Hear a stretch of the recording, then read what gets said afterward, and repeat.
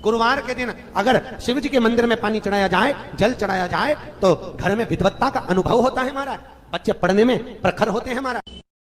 भगवान विष्णु ने जाते हुए शिव बाबा को देखा।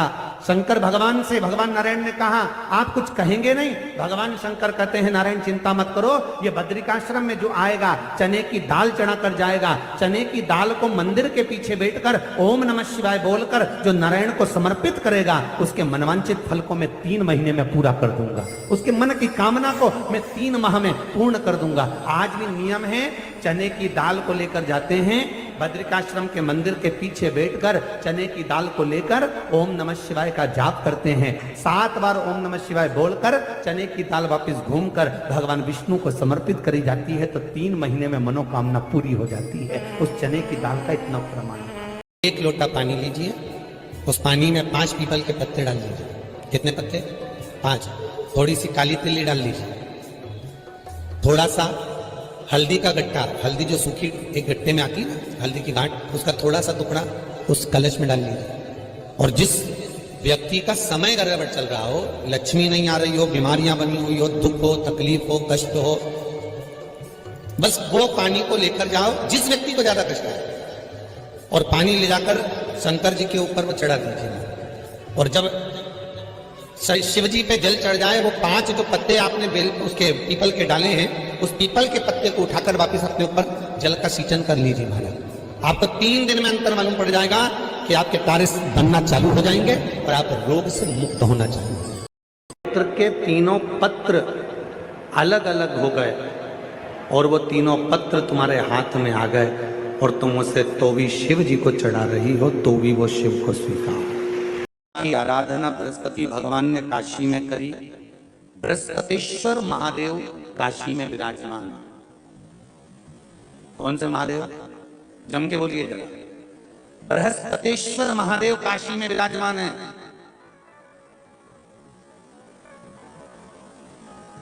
जो अंगूठी में पुखराज नहीं पहन सकते, जिनकी भाग्य रेखा उल्टी चल रही हो, बृहस्पति चमक ही नहीं रहा हो, जिस काम में हाथ डालते हैं वो काम पूरा ही नहीं होता हो, तो एक बार काशी जाना, बृहस्पतिश्वर महादेव का स्पर्श करना, उनका अभिषेक पूजन करना, और उनका स्पर्श कर एक बेलपत्र ब्राह्मण देवता से मांग कर लेकर जाना कि इन बृहस्पतिश्वर महादेव से मुझे एक बेलपत्र दे दो। तुम्हें पुखराज पहना कि नहीं पहना, हीरा रतन माणिक पहना कि नहीं पहना, वो बेलपत्र इतना चमत्कार कर देगी कि जिंदगी में कभी संपदा की कमी आएगी नहीं। अगर बृहस्पति नहीं चमके तो बृहस्पतिश्वर महादेव, जहां पर बैठकर बृहस्पति भगवान ने शंकर भगवान की आराधना करी है, रोज गंगा जल जाना, गंगा जल लेकर आना, शिव जी की आराधना करना, एक शिवलिंग का निर्माण करना, उसकी आराधना में बृहस्पति भगवान डूब गए, उसकी आराधना में बृहस्पति महाराज निरंतर लगे रहे। और इतनी आराधना बृहस्पति महाराज ने करी, इतनी आराधना करी बृहस्पति महाराज ने कि शंकर भगवान सामने प्रकट हो गए। मांगो बृहस्पति, तुमको क्या चाहिए? कुछ केवल आपका भजन, नाम रख दिया, तुम्हारा नाम बृहस्पति रहेगा। बृहस्पति भगवान का एक नाम बृहस्पति भी रख दिया, और तुम साधारण नहीं रहोगे। तुमने मेरी आराधना करी है तो देवताओं के गुरु बनकर विराजमान हो। अब अभी तक 2 भार इंद्र के पास में थे, बहुत ध्यान देकर समझना ये नवग्रह कथा को। 2 भार थे इंद्र के पास। इंद्र देवताओं के गुरु भी बनकर बैठे थे, देवगुरु बृहस्पति की जगह पूर्व में इंद्र ही देवगुरु का पद संभालना, और देवराज का पद भी इंद्र के पास में था। कौन कौन से पद थे? जम के बोल जरा।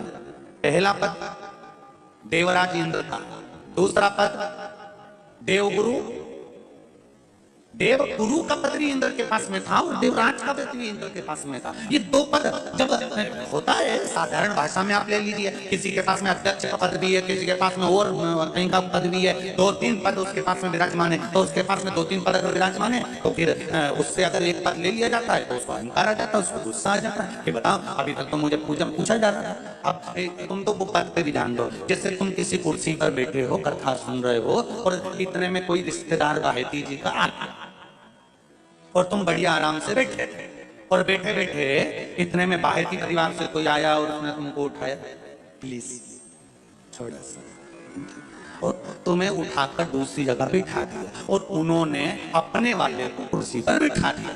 अब बोलो जो उठा, जिसको उठाया था उसका भगोने जैसा मुंडा हुआ क्यों नहीं हुआ? बोलो तो अपन दूर कथा नहीं जाते, कथा अपने ऊपर लेके चलो कि अपन कैसे समझे इस कथा को। बहुत अगर गहन तत्वों की कथा सुनेंगे तो समझ में आएगी नहीं, यहाँ से सुनी, यहाँ से निकाल दी, बच्ची कुछ ऊपर से निकल गई और मालूम पड़े थोड़ी देर बाद माताएं कुर्सी पे बैठी बैठी। अब फिर तो अपन तो अपने पर लेकर चलो ना कि जैसे कोई आप कुर्सी पर बैठ गए और इतने में इनके रिश्तेदार कोई आए और आने पर उन्होंने कहा दिया तो यहाँ से उठो और दूसरी जगह जाके बैठो, इतने में तुमको बुरा लग गया, बुरा लगा, भगोने जैसा हो गया, गुस्सा आ गया। उसी तरह इंद्र के पास में 2 सत्ता थी, एक देवराज इंद्र थे और दूसरे गुरु का पद भी इंद्र के पास में था। देवताओं के गुरु बनकर इंद्र घूम रहे थे, पर अब उल्टा हो गया। शंकर भगवान ने बृहस्पति महाराज को देव गुरु बना दिया।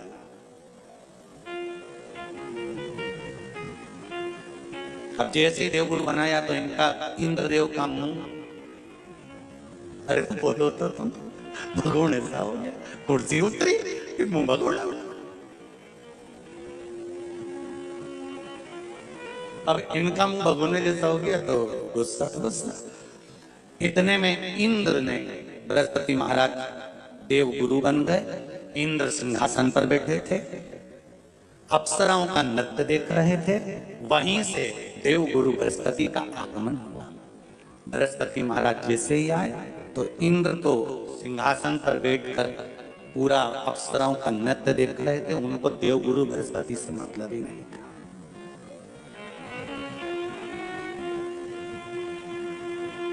कोई स्थान नहीं, कोई सम्मान नहीं, कोई आदर नहीं, कोई आदर। जिसको घर के बड़े बुजुर्ग सम्मान देते हैं, घर के बच्चों का भी फर्ज है कि उसका सम्मान बच्चे करें। सही है कि गलत है? घर के बुजुर्ग उसका सम्मान दे रहे हैं ना, घर के बड़े उसका सम्मान कर रहे हैं ना, तो घर के बच्चे कहते हैं नहीं वो तो हमारे लिए गलत सोचता है, हमेशा हमारे लिए अपशब्द बोलता है, हमेशा आड़ा टेढ़ा बोलता है। तो घर के बुजुर्ग कहते हैं तुम्हें क्या करना, जब हम सम्मान दे रहे हैं तो तुम भी दो, हम आदर कर रहे हैं तो तुम भी करो।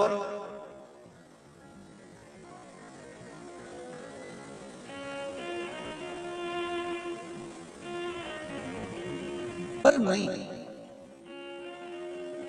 महाराज आदर आप ही करो, सम्मान आप भी करो, पर वो आदर वो सम्मान बहुत मुश्किल। अब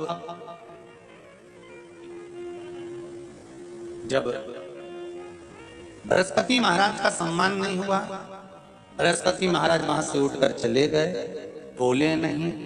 जो समझदार होता है वो तुरंत कह देता है कोई बात नहीं, मैं चले जाता हूं। कोई मुख पर क्रोध नहीं, कोई चिड़चिड़ प्रवृत्ति नहीं, कोई अपशब्द नहीं। एक बात मैं आप सबको कहना चाहूंगा, किसी जगह पर यदि आपका अपमान हुआ है, बहुत ध्यान देना जरा, कथा थोड़ी भारी है पर समझ लो। किसी जगह पर यदि आपका अपमान हुआ है तो आप भगवान शंकर को धन्यवाद देना कि मैंने पूर्व में किसी का अपमान करा होगा तो मेरा हिसाब आपने इतनी जल्दी बराबर कर दिया है, इतनी जल्दी बराबर कर दिया। ये थोड़ा सा अपमान मेरा कराया, मेरा हिसाब बराबर हो गया। कोई गाली दे रहा है, देने दो, शंकर भगवान को धन्यवाद देना, बाबा बड़ी कृपा करी। मैंने पूर्व में इसको गालियां दी होंगी, अपशब्द कहा होगा, तो इसने मुझे पलट कर गाली दे दी, अपशब्द कर दिया। ये तेरी कृपा है, ये तेरी दया, और जब तक तेरी करुणा, तेरी कृपा, तेरी दया नहीं हो, तब तक कुछ हो ही नहीं सकता। तेरी कृपा,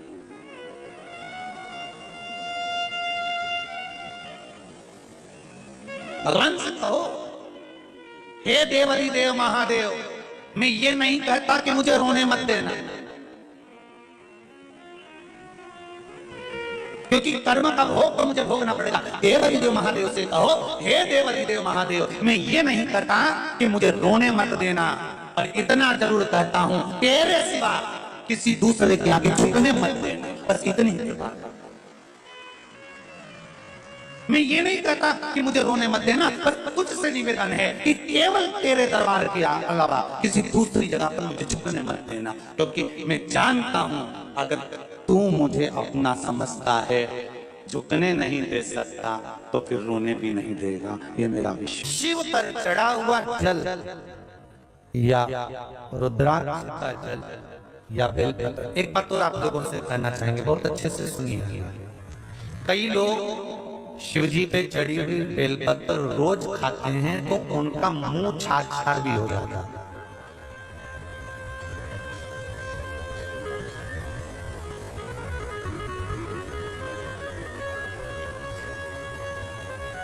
निवेदन है, जरूरी ये नहीं है कि तुम इसको दांत से चबा चबा कर खाओ, पत्ती को निकाल कर मल कर गोली बनाकर पानी से भी तो निकल सकते हो। कोई जरूरी है कि चबा कर खाओगे तो मुंह में छार छार हो जाए?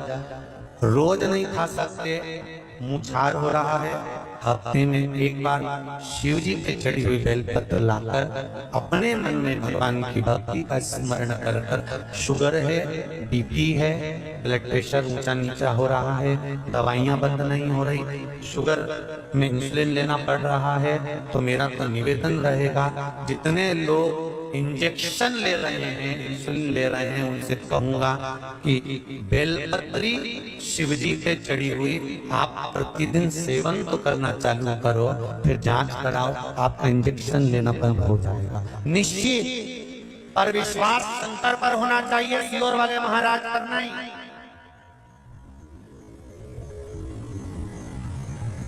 जिस शिव मंदिर की बेलपत्र लेकर आओगे वहां कहकर लाना पड़ेगा, बाबा इसको औषधि कर दीजिए, कुंदकेश्वर महादेव। कौन से महादेव? कुंदकेश्वर, हे अवधूतेश्वर महादेव, इसको औषधि कर दीजिए। उठाओ, शिव जी के सामने हथेली पर रखकर उसको दिखाओ, इसको अमृत सब अमृत होई जाए रसिया, और रुचि रुचि भोग लगाए रसिया। शबरी के बेल सुदामा के तंदुल, शबरी के बेल सुदामा के तंदुल, भाव सहित तुम आओ रसिया, सब अमृत हुई रुचि रुचि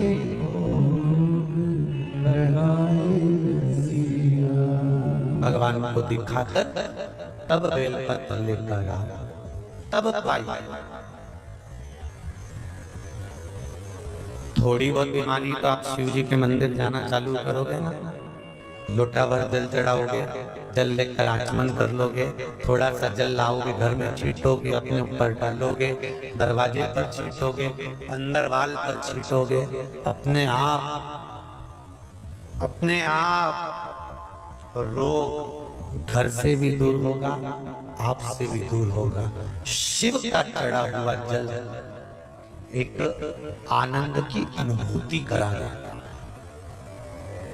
शंकर भगवान के मस्तक पर क्या है?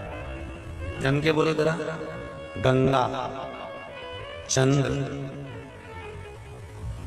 राहु, केतु, शुक्र, शनि, सूर्य, सब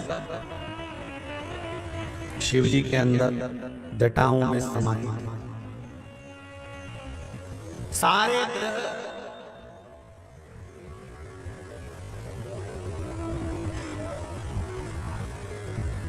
अपने आप शिव की भक्ति तो करो, सब कुछ वो संभाल ले। एक काम कर देखिएगा कि आप रोज अपनी दुकान पर जाते हो, रोज अपने व्यापार पर जाते हो, रोज अपने कार्य पर जाते हो, रोज अपना काम करने जाते हो, और रोज जब आप व्यापार के लिए जाएं, कोई अपना काम करने के लिए जाएं, ये ऊपर के बक्से बंद पड़े हैं, खड़े होकर सुनिए तो दोस्तों।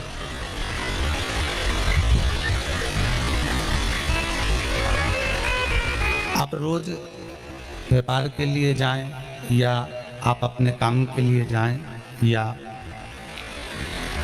आप दुकान के लिए जाएं, जिस भी कार्य के लिए आप जा रहे हैं, जिस भी कार्य के लिए आप पहुंच रहे हैं, रोज आप जिस रास्ते से जाते हैं उस रास्ते से जाओ, मना नहीं है, बदल लो। और जिस मार्ग में शंकर जी का मंदिर पड़ता हो, जिस मार्ग में शिवालय पड़ता हो, शिव मंदिर पड़ता हो, भगवान शंकर का द्वार पड़ता हो, उस रास्ते से निकलकर जाना प्रारंभ कर दो। भगवान की केवल कृपा की दृष्टि पड़ना प्रारंभ हो जाएगी, तो दुकान भी चलना प्रारंभ हो जाएगा। आप उसका मार्ग पकड़ लीजिए, आप उसका पथ पकड़ लीजिए। जीजियों, भाई, सबसे निवेदन करूंगा, घर के बच्चों को एक नियम बना दो कि 1 लोटा जल शिव जी को चढ़ा कर जाना। कारण आज आप अपने बच्चों को अगर मंदिर तक जाना सिखा दोगी तो वो बच्चा जिंदगी में कभी रोएगा नहीं, उसकी तकलीफ उसको आएगी भी ना, तो शंकर भगवान उसका पल पल, घड़ी घड़ी, क्षण क्षण साथ देगा और उसका जीवन सार्थक हो जाएगा। जीवन सार्थक। चढ़ाओ 1 लोटा जल, जो शंकर जी का मंदिर पास में उसमें पहुंच जाओ, वहां जाकर जल चढ़ाकर प्रयास करो कि शिव आराधना हो, शंकर की भक्ति हो।